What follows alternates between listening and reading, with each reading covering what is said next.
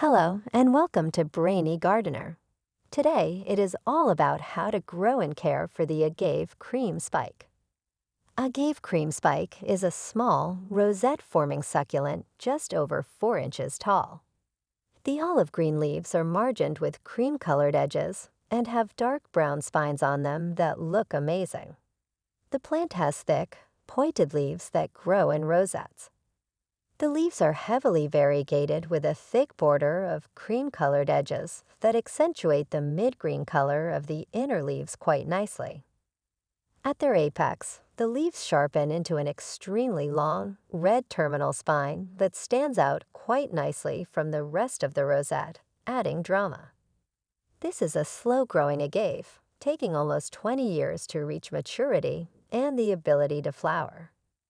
It is monocarpic, but produces offsets to continue the culture. Agave Cream Spike does not require much maintenance. It is one of the most beautiful plants you can grow, indoors or out. Agave Cream Spike needs full sun to thrive. This means it requires 6 hours or more of direct sunlight daily. It can tolerate some shade, but it will grow best in an area with lots of light. Agave plants are a bit tricky to grow, but if you have the right climate and soil, they can be very rewarding.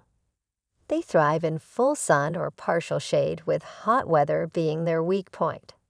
If the climate is hotter, they can handle more shade. Agave Cream Spike plants are very drought tolerant. When growing this plant first time outdoors, water it every 4 to 5 days for the first month. Then once a week, and then gradually reduce depending on the weather. Water when the soil is dry. Ideally, water your agave only when the top inch of soil feels dry. Water deeply and infrequently. Agaves don't like to sit in water, so thoroughly saturate their roots before allowing the water to drain. But don't overdo it, or you'll risk rotting them out. Agave Cream Spike is a heat-loving plant that thrives in warm climates.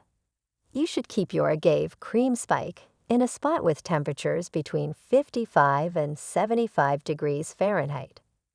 They can tolerate brief periods of cooler weather, but prolonged exposure to cold temperatures will damage the leaves and inhibit growth. If you live in a cool region, it's essential to shelter the plant from drafts. These plants are known for their ability to thrive in hot and dry conditions. The ideal humidity level should be around 40 to 60%, with plenty of air circulation. These succulents are not particularly fussy about humidity. Agave Cream Spike can be planted outdoors in USDA zones 8 to 11. Do not fertilize in the winter. This is when your agave will be dormant, and it's best not to mess with that. Use a balanced, slow-release fertilizer. Fertilize at the beginning of spring for the best results. Propagation of Agave Cream Spike is not as easy as some people think. The succulent needs very specific conditions to grow and propagate. This agave produces offsets as it matures.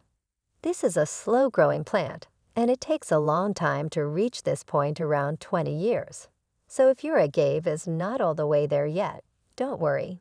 It will start producing offset eventually. Although it can be propagated by seed, the most common methods are by offset or by leaf cuttings. To propagate by offset, simply remove one of the small offsets that are growing around the base of the plant and pot it up in well-draining soil. For leaf cuttings, cut a healthy leaf from the plant at the point where it meets the stem. Allow the cut end to callus over for a few days.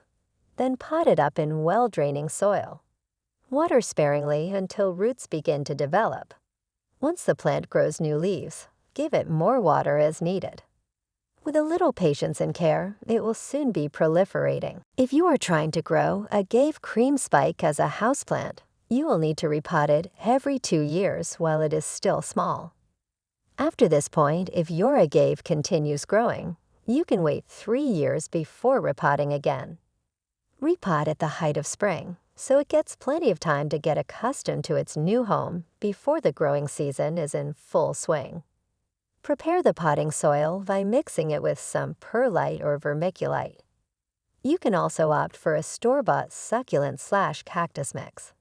Select a pot slightly larger than the old one. Make sure that it has drainage holes. Clay or terracotta pots are the best choices. Pick a spot that gets plenty of suns regularly.